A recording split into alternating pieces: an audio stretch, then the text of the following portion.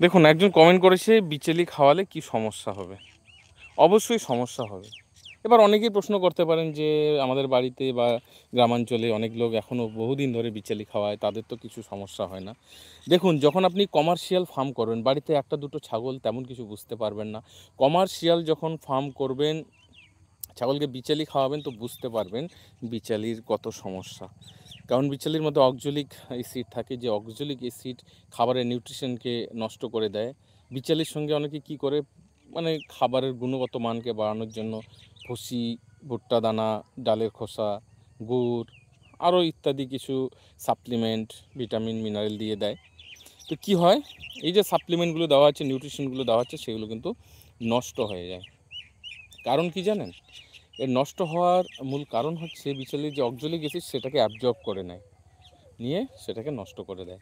আর বিচেলি খাওয়ালেই দেখবেন কনস্টিপেশন, ইনডাইজেশনের সমস্যা বেশি হবে, মায়ের দুধ শুকিয়ে যাবে, শরীরে ভালো গ্রোথ থাকবে না, সময় মতো হিটে আসবে না।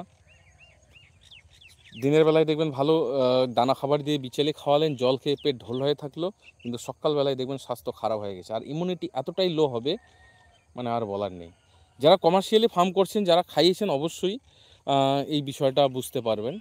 আমি বিচালিকে অনেকভাবে, অনেকবারই, বিভিন্নভাবে আমি ট্রাই করেছি, কিন্তু বিচালিতে ভালো রেজাল্ট নেই। ভালো করে দেখবেন।